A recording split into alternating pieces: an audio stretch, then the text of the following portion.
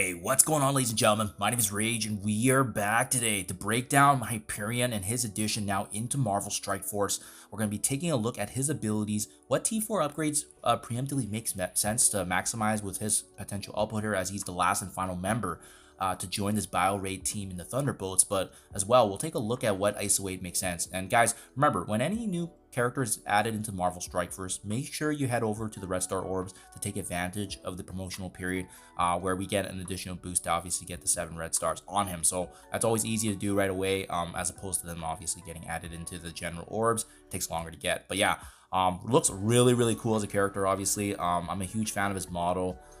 Interesting cape mechanic though, where it seems to be like on one shoulder, but then it does actually sag down all the way there. But yeah, really cool character, guys. It just gives you a very powerful presence and what he's gonna be bringing. And remember, he is also actually classified as an eternal character, so it means that he does have the potential to synergize with both Icarus and as well as Cersei. Okay, let's get started. Let's take a look at what he's going to be doing in terms of providing that damage and output for the team here. So Atom Smasher, basic ability here. He's going to be applying bleed to the primary target and as well healing himself for 5% of his max HP. The T4 upgrade really just gives him an additional boost in damage. So this is one of those classic, pretty boring basic abilities where only if you have the T4s to spare it would make sense. The special, ultimate, and passive is probably where you want to focus your resources and materials before that. So it's really just a luxury kind of boost in damage there. Special ability, Particle Accelerator. He's going to be attacking primary and adjacent targets for 100% damage in addition to applying disruption, so preventing enemies from obviously gaining those buffs. As well, gaining taunt, so protecting the team, and he does actually have additional focus on this attack where it cannot be blocked, as well as counterattacked, or sorry, dodged. So as this ability gets leveled up here, you can see he's going to be gaining the ability here to reduce the duration of taunts on the primary and adjacent targets. So he's going to be focused on the enemy taunters where he can actually get through them. So that way it allows the rest of the team to be able to get, apply some additional damage on those high priority targets. In raids, he's also applying counter to himself as well as Thunderbolt allies. He's going to be once again applying more disruption and offense up and immunity, also actually being another reason here that you want to build this ability up. Lastly, the T4 here is going to allow him to provide immunity for 2 turns. So not a crazy upgrade here, but the immunity does allow the team to be protected, obviously, from debuffs being placed on the team. So I wouldn't prioritize the special. I have a feeling the ultimate and the passive probably will be more important, but obviously that additional turn of immunity is always nice to ensure the team is bolstered from those mitigations and debuffs.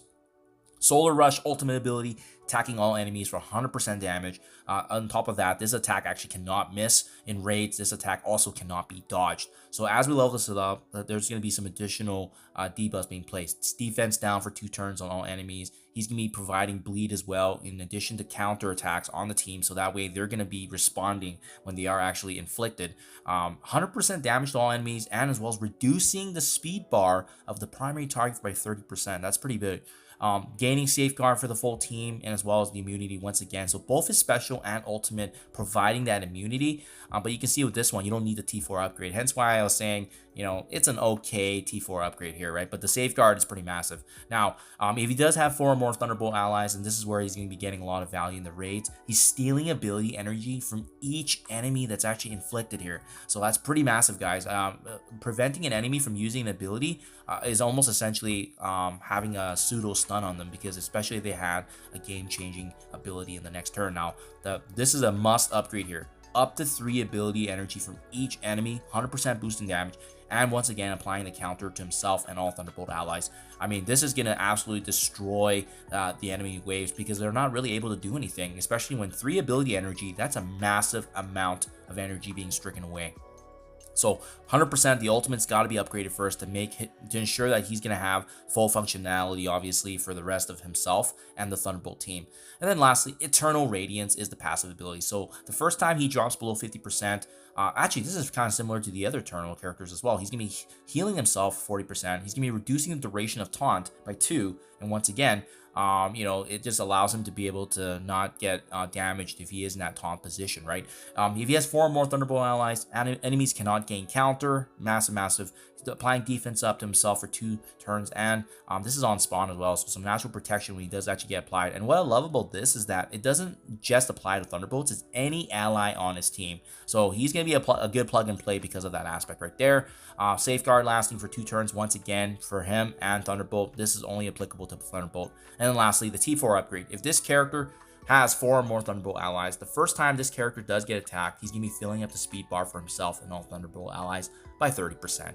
Absolutely, this is a must upgrade here just because of that additional boost. And once again, I just love what he's bringing to the table because the defense up, the safeguard, the immunity, he's really going to be that forefront in terms of providing some damage, especially given that ultimate ability here where he's going to be inflicting and stealing the ability energy. But you also want Hyperion to, you know, withstand the battle, right? You want him to be able to obviously be lasting as long as possible. So I can definitely see a couple of ISO-8s here, right? Remember, with the basic ability here, he does actually heal himself as well, so that's going to ensure that he's going to be getting additional opportunities to heal and apply bleed. So I think a striker ISO-8 would make sense as well if you just want to synergize the vulnerables on the team. Having said that, he's a fortifier character. I think if I'm starting from the get-go and I have low stars on him, fortifier is probably the ISO-8 I would use to ensure that he stays alive the longest, as he's providing the taunts, he's providing the immunity and safeguards. And again, being able to steal the ability energy allows him to actually use his abilities once again, right? And rinse and repeat. And the tankier and thicker he is, the more you know, the additional survivability he's going to be providing to the team. So that's my 2 cents, guys. I think a fortifier makes the most sense right now if you're starting off with lower stars, but a striker can take advantage of the vulnerables, and as well as obviously using additional heals on himself, and the bleed can also get additionally applied to enemies as well. Do let me know what you guys think, though, if you agree or disagree. A great addition to the game. Pretty excited to test him out once we get him fully unlocked here. I'm still debating about using power cores, but we'll see in the meantime, because we have the event right now going where we can use power cores obviously to get additional points there as well. But yeah, take advantage, guys. Don't forget to use the red stars to make sure that you capitalize on the promotional period as well. Thank you for your time as always, and I'll catch you guys in the next one.